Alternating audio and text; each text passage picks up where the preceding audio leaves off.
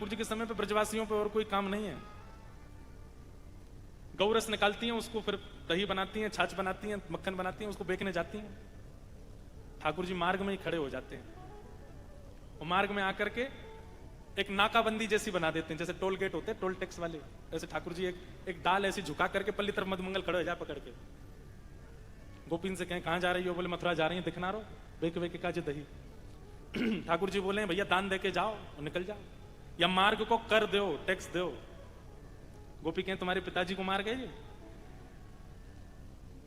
ठाकुर जी कहें नंद बाबा उनसे पहले मेरे पर बाबा, उनसे पहले मेरे पर बाबा, उन नहीं चल चल के पगडंडी ते ये मार्ग बनायो, या हमारे मेरो अधिकार है या को कर लेवे को। मेरे घर के मार्ग पे जा रही हो, मेरे घर के द्वारा बनाए गए मार्ग पे चल रही हो, कर तो देना पड़ेगा। गोपियां राह बदल बदल के जाती हैं, लेकिन ठाकुर जी पहले से ही ढूंढ लेते हैं कौन सी रास्ता से जा रही, वहीं पहुंच जाते हैं। और फिर ठाकुर जी मांगे दही को दान, ठाकुर जी दान मांगे। हमारे नाना जी सुनाते थे एक पद चंद्रावली का, नंद लाढ़ले ने घेर लई, नंद लाढ़ले घेर लई। सखी बता रही है दूसरी सखी को, अरे तो को विलंब कैसे है गो? बोले नंद लाढ़ले ने घेर लई, नंद लाल ने घेर लई। बोले दान मांगे दही को। तो दूसरी सखी के अरे इतनी सबरी सखी जामे वाह मार्गते दही बेक के काजे। बोले मैंने भी बात यही पूछी, पीछे वो सखी आ रही है, आगे वो गोपी गई है, लाला तेने उनते तो कछुना की, तुम वो ये क्या को घेर ले। ठाकुर जी उत्तर दे रहे हैं, अगली को पत्रो, ब्रजभाषा समझ रहे हैं?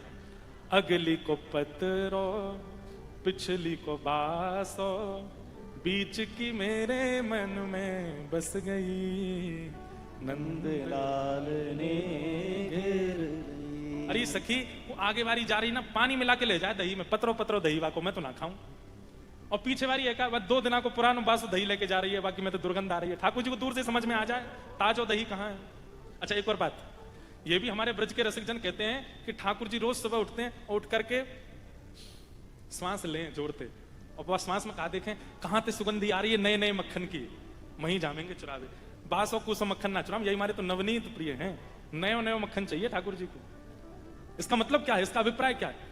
रोज की चली आ रही है वही नियम है, सवेरे इतने बजे उठाए दो, यहाँ तिलक लगानो, ये से चंदन लगानो, कोई परिवर्तन नहीं, सेवा में कोई नवीनता नहीं, कोई नवीन भाव नहीं, वो जैसे करते आए बस उठा के धर दिए, आरती कर दी, अगरबत्ती जला दी, चले गए। ठाकुर जी कहें कछु नयो तो करे ही ना है, कछु नवनीत तो देवे ही ना है, कहा करूं या क्या? वहां से ठाकुर जी चले ही जाते हैं, प्रतिमा रहती है बस वहां पे। ठाकुर जी कहां विराजते हैं? जहां पे अर्चक गोपी की तरह रोज नवीन नवीन भाव प्रकट करता है, नवीन नवीन कुछ कुछ कुछ योजना बनाता है। ठाकुर जी भी चौंकने मन में विचार कर, आज कहा करेगो जन, आज कौन सी नई स्थिति में लावेगो, आज ऐसो कहा बना के मुंह को पधरावेगो। नवीनता ठाकुर जी को प्रिय है, नयो नयो प्रिय है। अगली को पत्रो पिछली को बासो, बीच की मेरे मन में बस गई, नंद लाल ने घेर लई। अरे सखी फिर तेने कहा कियो? बोले मैंने कहा कियो लाला चतुर मने में बातें बड़ी चतुर।